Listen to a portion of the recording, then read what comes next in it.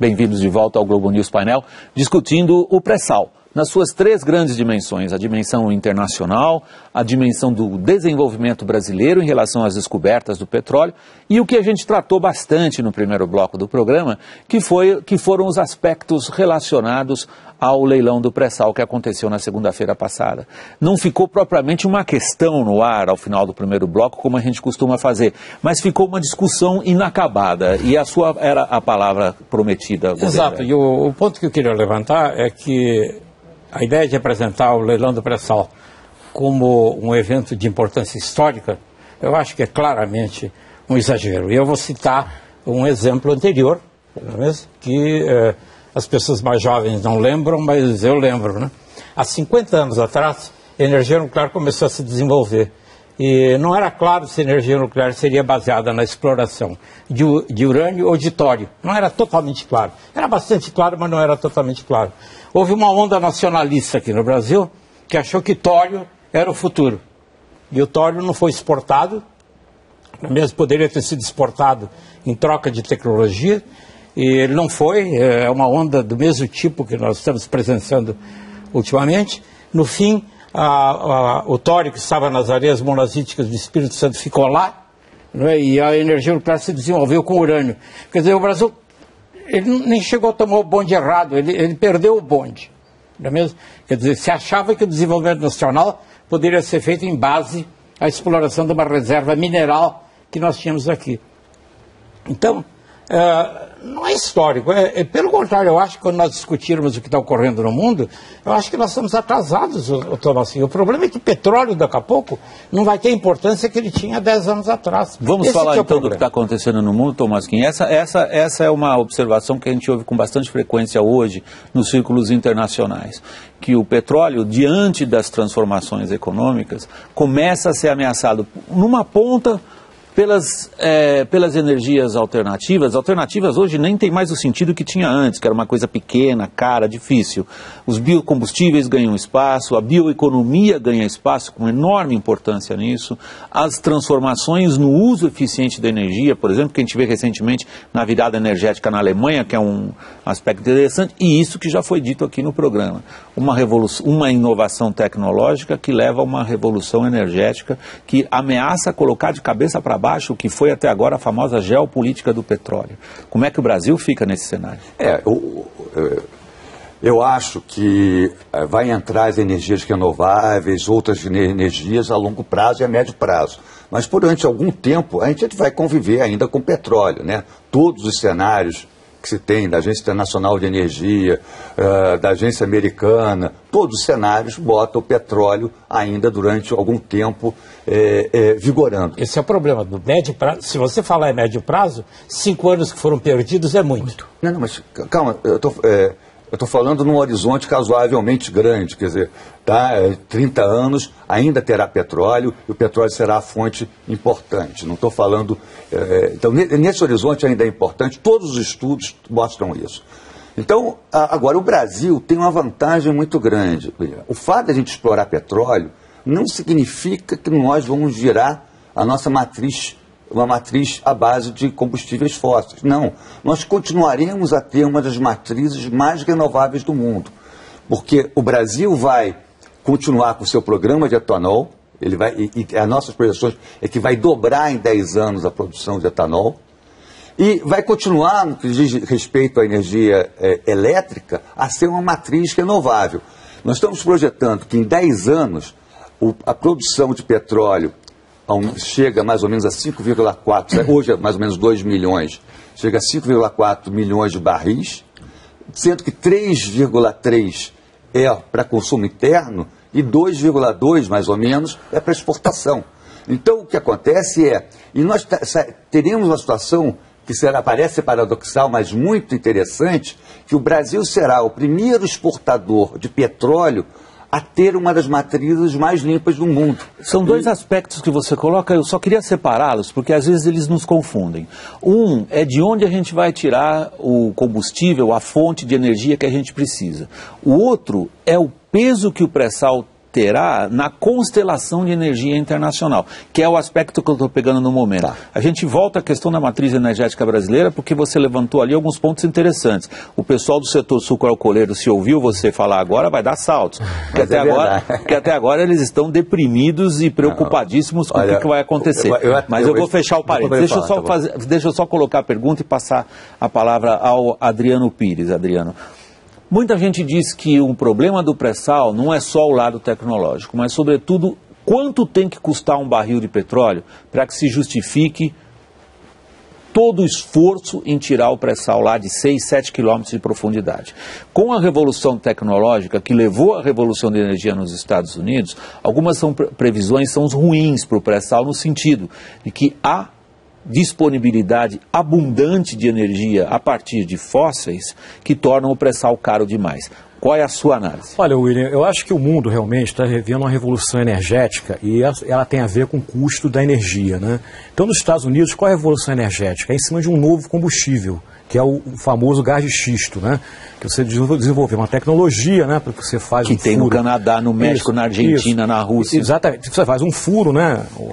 Vertical, depois você faz um furo horizontal, chega na rocha, bota muita água, bota produto químico e você tira uma quantidade grande de gás, né? Então, os Estados Unidos está vivendo outra vez um crescimento econômico, um começo de crescimento econômico muito impulsionado por esse gás de xisto, né? E é um gás também que essas reservas têm no mundo inteiro, como você falou. Segundo a Agência Internacional de Energia, a maior reserva de gás de xisto do mundo está na China. A terceira reserva está na Argentina. Mas, de qualquer maneira, o que eu quero frisar é que essa revolução energética americana é em cima de um novo combustível, porque os Estados Unidos chegou à seguinte conclusão: olha, para mim crescer, eu não vou conseguir crescer com mão de obra barata. É a China incomparável à Ásia. Ninguém concorre com mão de obra barata com a Ásia. Eu vou crescer com energia barata. Então esse gás lá custa $3,5 milhão de BTU, que é a unidade que se usa para tarifar gás, né? No Brasil custa $10, né? Na Europa custa $10, na Ásia custa mais ainda. Então esse preço barato do gás é uma revolução. Enquanto isso na Europa, você está tendo outra revolução energética. Uma revolução energética muito baseada no aumento da geração de energia elétrica através de fontes renováveis. Aí estou falando de eólica, estou falando de solar. E na semana que passou, o governo britânico anunciando de novo reatores nucleares. Isso que eu ia chegar lá. Mas o que está acontecendo na Europa? Essa revolução energética da Europa está assustando as empresas. Por quê? As empresas já começam até a formar grupos entre si, porque os governos, como a Europa está numa crise grande econômica ainda, o governo europeu, o governo alemão, o governo da França, dos países europeus, da Espanha, eles querem gerar energia elétrica com energia renovável e querem diminuir a rentabilidade das empresas, né? Então, hoje, por exemplo, a Alemanha tem uma das tarifas de energia elétrica mais caras do mundo. E quebrou as suas principais operadoras. Exatamente, quebrou as principais operadoras. Então, a Inglaterra, o Reino Unido está fazendo o quê? Não, eu vou na nuclear, que é mais barata e é limpa. Então, a solução lá está sendo a nuclear. Enquanto isso, no Brasil, o que me preocupa é que a gente está meio à margem dessa revolução energética, tanto da europeia quanto da americana, né? A gente está muito com essa euforia do pré-sal, exagerada, como o Goldenberg bem disse, tá certo? Vamos imaginar o seguinte: esse pré-sal brasileiro, ele é considerado pelos analistas o que a gente chama de uma energia não convencional, como é o caso do gás de xisto, como é o caso das areias pesadas do Canadá. Então está se falando aí, pelo menos o que a gente lê na literatura, é que a $80 você conseguiria, $80 o barril de petróleo. Atualmente está em torno de 100. Isso tem uma consequência. Qual é a consequência? Se isso é verdade e o petróleo está 100, você pode estar iniciando nos próximos anos um ciclo de queda do preço do barril de petróleo, o que criará, outra vez, uma outra dificuldade. Uma das suas ocupações ao longo da sua longa carreira, Goldenberg, eu me lembro, eu era correspondente do jornal Estado de São Paulo, na então capital da então Alemanha Ocidental, Bonn, quando o Brasil assinou o famoso Acordo Nuclear Brasil-Alemanha em 1976. E você era uma voz destacada entre os físicos e foi muito perseguido pela ditadura militar por suas opiniões contrárias a projetos que se revelou, que prometia que ia transformar o Brasil numa potência nuclear. Até hoje não construímos o segundo, que foi comprado da Alemanha, quase 40 anos depois. Da mesma maneira que o Brasil calculou que tinha um papel muito grande para a energia nuclear 40 anos atrás, Como é que está, na sua avaliação, o cálculo estratégico do governo brasileiro hoje em relação ao papel do pré-sal na constelação energética internacional? As nossas apostas de 40 anos atrás não se realizaram. As de agora são melhores? Não, elas não são melhores e eu acho que elas têm uma componente de risco considerável. Olha aqui, William, no mundo se produz por dia 80 milhões de barris de petróleo.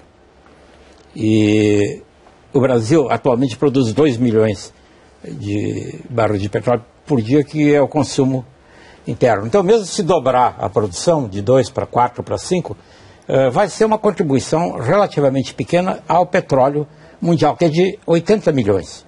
O que acontece é o seguinte: os Estados Unidos já estão diminuindo as importações de petróleo da Arábia Saudita. Provavelmente um bocado do que está ocorrendo no Oriente Médio, que os Estados Unidos estão se desengajando de Egito e de outros, é porque ele está menos aflito com o que acontece no Oriente Médio, porque ele está se libertando um pouco da dependência. E se a gente imaginar um acordo com o Irã volta ao mercado de petróleo. Então, o que acontece é o seguinte: o Brasil está chegando tarde nessa grande revolução do petróleo. E há uma componente que não foi mencionada aqui e que pode parecer meio vindo de professor universitário, mas não é não. É que qualquer hora dessas vai ser colocado um preço em cima do petróleo, ainda por cima. Entende? O que você quer dizer? Vai ser colocado uma taxa sobre o petróleo por causa das emissões de carbono. Quer dizer, a China está enfrentando um problema seríssimo que não tem nada a ver com o efeito estufa, mas que está simplesmente matando os chineses, né? Que é a poluição local devido ao uso de carbono. E a maneira deles fazerem isso é reduzir o uso de carbono para a produção de energia elétrica. E nos Estados Unidos, finalmente, a política americana atual, com o envolvimento do presidente dos Estados Unidos e da Corte Suprema, é o de acreditar realmente nos perigos que o aquecimento global vai trazer. O EPA, a Agência Ambiental Americana, ela está começando a dar ordens para as empresas que geram energia elétrica para reduzir o seu uso de carvão. Ou seja, combustíveis fósseis não são a onda do futuro. E o que preocupa nisso, né, Goldenberg, é que se você olhar a política brasileira, assim, vamos lá, de 2003 para cá, você veja que no primeiro período do presidente Lula, o grande carro-chefe da política energética brasileira eram os biocombustíveis. Né? O presidente tinha uma frase célebre, que é: o Brasil é a Arábia Saudita verde. Né? Depois do anúncio do pré-sal, esses biocombustíveis eles foram abandonados.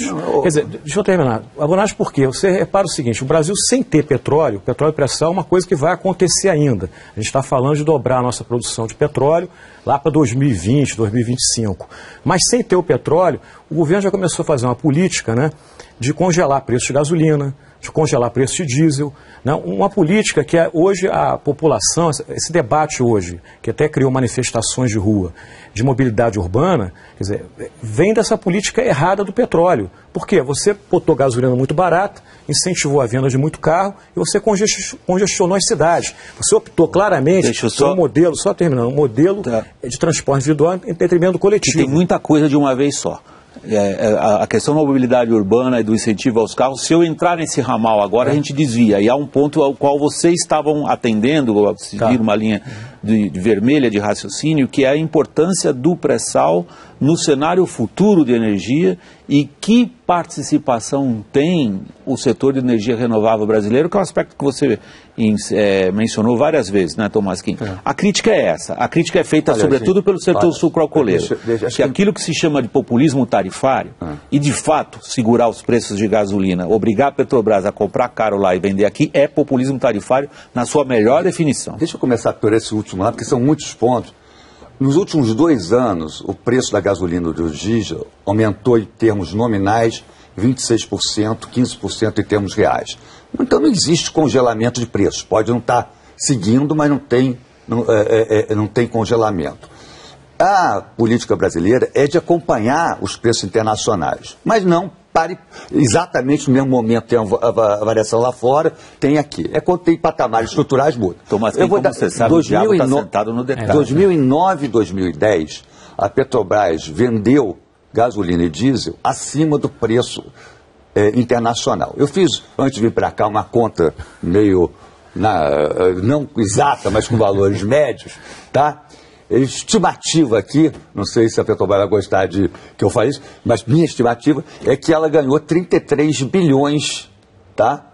Vendendo a mais o preço do petróleo e gás estava acima, do diesel e da gasolina acima do preço do mercado internacional. Agora está perdendo, mas tem período que ganhou e tem que recuperar depois. Então a gente tem que olhar com certa calma essa questão. Que o pessoal da Petrobras vai ficar bravo. Mas é só pegar o preço médio. É uma conta simples. Pega o valor, eu peguei lá o valor no mercado internacional, pega o valor que está vendendo aqui e faz a diferença.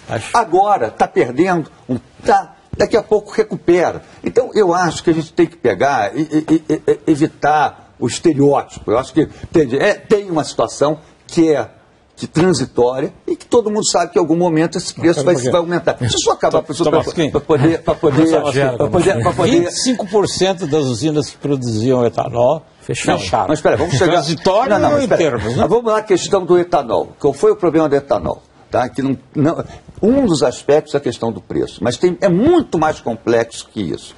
Tá? Então, alguns minutos para isso. Primeiro, a crise de 2008 pegou o setor extremamente endividado. Os usineiros não investiram na renovação dos canaviais. Como não houve investimento na renovação do canavial, a produtividade despencou. Além disso, houve um problema de 2 ou 3 anos climáticos que deu o azar danado e que pegou eles. Terceiro, teve o próprio problema na mecanização. A mecanização, os canaviais não foram refeitos para mecanização. E a máquina passa no canavial a uma certa altura que ela está cortando a cana muito alta, que a parte que tem mais sacarose está sendo perdida. Tomás, que entre os vários aspectos que você mencionou, para explicar para quem nos acompanha na sua interpretação dos fatos, por que o setor do etanol experimentou as últimas dificuldades, talvez tenha faltado um que eu gostaria de acrescentar. Não só o setor do etanol, praticamente todo mundo, seja o agrobusiness, seja o pequeno produtor, inclusive por causa da carga tributária, seja o grande industrial, todos eles se queixam, e o setor do etanol mais ainda do que os outros, de que não sabem o que o governo vai fazer. Olha, William, teve um pacote de medidas que o governo fez, eu não vou aqui detalhar todas elas, mas isenção de PIS/COFINS... Tudo bem, para a gente não ficar falando de etanol, que é um outro programa. Isso, uma série de medidas que foram feitas, que hoje, em 2013, provavelmente, a safra de cana vai bater recorde. Então, a perspectiva é de crescimento. O Brasil, nós acreditamos no etanol, e eu já falei isso, e acho que tem tudo para crescer. Vamos retomar, então, para os poucos minutos que nos sobram, aqui nessa edição do Globo News Painel, o fio da nossa discussão nesse momento do programa, que era tentar estabelecer, afinal de contas, que papel tem o etanol, olha, já estou me confundindo, nós estamos falando do pré-sal. O pré-sal, nesse cenário internacional, Goldenberg, você caracterizou como uma participação pequena diante de um mundo que está se transformando em direções que não são as do petróleo. E como é que a gente fica? Olha, a minha posição nessa questão é bem clara, viu? Eu acho que, como esse leilão da Libra foi um leilão que teve uma certa medida de sucesso, o que seria importante seria acelerar o mais possível a produção desse petróleo, para ele ainda pegar o período em que o petróleo vai ser importante no mundo, viu? Em 20 ou 30 anos o petróleo não será importante como é hoje. Quer dizer, há uma janela de oportunidade, esse é o ponto que eu tenho defendido. Por isso é que eu acho que nós perdemos 5 anos, porque o período é médio prazo, não é longo prazo. Então 5 anos importam. E uma vez feito agora essa licitação, é preciso que a Petrobras efetivamente se engaje, mobilize recursos, inclusive técnicos e financeiros. Porque o problema da Petrobras ficar dona de 40% tem um aspecto negativo, viu? É que ela que está tendo que bancar. Quanto mais dinheiro for bancado pelos estrangeiros, melhor, pelo menos na fase inicial de fazer a produção começar. Adriano, nós no Brasil vivemos uma situação excepcional quando a gente compara o Brasil com outros países. Nós somos, pela geografia, já um bocado isolados, né? Agora, por outro lado, também estamos longe dos grandes conflitos internacionais. Isso faz, talvez, é uma maneira de provocar o seu pensamento. E depois o Tomasquinho e o Goldenberg falarão sobre isso também. Será que nós brasileiros ignoramos o quanto a gente tem de competidores lá fora? Por exemplo, no momento em que estávamos nas fases derradeiras aí do leilão que foi feito na semana passada, o México, que é um competidor direto do Brasil, anunciou uma liberalização do setor da energia inédito do ponto de vista do México, que fez história política há mais de 70 anos com a nacionalização do petróleo. Nesse mesmo momento, os europeus apostam de novo em energia nuclear, ou em energias renováveis, ou nessas outras energias alternativas. Qual é a nossa estratégia energética afinal? Eu acho que a gente está meio sem estratégia energética, isso me preocupa, né? E o Brasil é um país muito rico em energia, né? A gente tem uma diversidade de energia que poucos países têm. A gente tem água, a gente tem sol, a gente tem vento, temos petróleo, temos gás, temos muita biomassa, né? E acho que não temos uma política pública que transforme essa vantagem que a natureza nos deu numa vantagem econômica para o país. Chega a ser até ridículo todo ano a gente discutir no Brasil se vai ter apagão. O Brasil tem tanta energia e tem uma das energias mais caras do mundo. Agora, em relação ao pré-sal, o pré-sal tem um papel importante na geopolítica mundial. Agora, para ele ter um papel importante e relevante, o governo brasileiro ele tem que entender exatamente o que você falou, que existem competidores. Se a gente não tiver uma política que olhe para o competidor e atraia o investidor para o Brasil, esse pré-sal brasileiro tende a perder peso na geopolítica internacional. Você bem colocou, México, parece que é a bola da vez. Estados Unidos, o Odenberg colocou, já está ficando autossuficiente em gás, está mudando o consumo de energia. Então, nós temos que olhar esse cenário internacional, porque senão realmente o pré-sal brasileiro não vai ser usufruído pela população brasileira, a sociedade brasileira, de forma como deveria ser. Bom, mas quem é a questão derradeira, eu preciso, porque estamos chegando ao final do programa, que você seja breve na resposta. Qual é a nossa estratégia energética, afinal? Olha, a estratégia do Brasil é manter a sua matriz renovável, apostando no etanol, apostando na hidroeletricidade, que a gente tem um grande potencial, investindo na eólica, que o Brasil tem tido um grande sucesso, e não ignorando a riqueza que nós temos no petróleo, que é uma riqueza que vai atender a educação brasileira, a saúde e mais, serve de motor para a indústria nacional e para a ciência e tecnologia. Então, a gente abrir mão dessa riqueza que foi dotado seria um crime com o país. Qual é a nossa estratégia? Eu acho que o 90% do que o Thomas falou está correto. É isso mesmo. Nós temos que manter a nossa matriz renovável. Ela é uma das melhores matrizes energéticas do mundo. Ela está sendo ameaçada, eu acho que por falta de condições da Petrobras de cumprir esse enorme desafio que é tirar esse petróleo, sobretudo a custos elevados. Então, efetivamente, apostar mais em biomassa, não necessariamente etanol, mas biomassa mesmo, para gerar energia elétrica, inclusive, e, sobretudo, Tomasquim, defender hidroeletricidade, viu? Realmente o governo tem sido de uma timidez que eu não entendo, viu? Dizem que eu pertenci a um governo que era autoritário, né? Esse governo acha que tem muito poder e, no entretanto, se curva a injunções de todo tipo. O desenvolvimento da matriz energética brasileira em base à hidroeletricidade é essencial. Eu vou completar dizendo uma coisa que pouquíssima gente sabe. Em 1975, William, se o programa nuclear tivesse deslanchado aquele programa faraônico, Itaipu não teria sido construído. Isso me foi dito pelo general Costa Cavalcante, que era o ministro de Minas e Energia naquela ocasião. Ou seja, nós íamos tomar o bonde errado. Em 1975, tomamos o bonde errado, certo? Vamos ver se continuamos no bonde certo. Eu sei que você tem que terminar, mas só para terminar, para dar concordando com o professor sobre a questão da hidroeletricidade. Nós dois concordamos que é importante. Agora, Gordon, vocês estão começando um outro painel, eu preciso acabar isso. A dificuldade você sabe quais são. Senhores, vocês estão começando um outro painel. Eu prometo que a gente faz um sobre a matriz energética brasileira, mas esse está acabando aqui. Eu queria agradecer aqui no estúdio da Globo News de São Paulo aos nossos 3 convidados, começando por José Goldenberg, físico, professor da Universidade de São Paulo. Agradeço a Maurício Tomasquim, presidente da empresa de pesquisa energética, EPE. E, em terceiro lugar, agradeço a Adriano Pires, diretor do Centro Brasileiro de Infraestrutura. Eu queria, nesse momento, agradecer principalmente a você que nos acompanha todo sábado. Espero de novo por vocês na semana que vem. E vamos agora aos outros fatos e imagens que marcaram a semana. Até logo.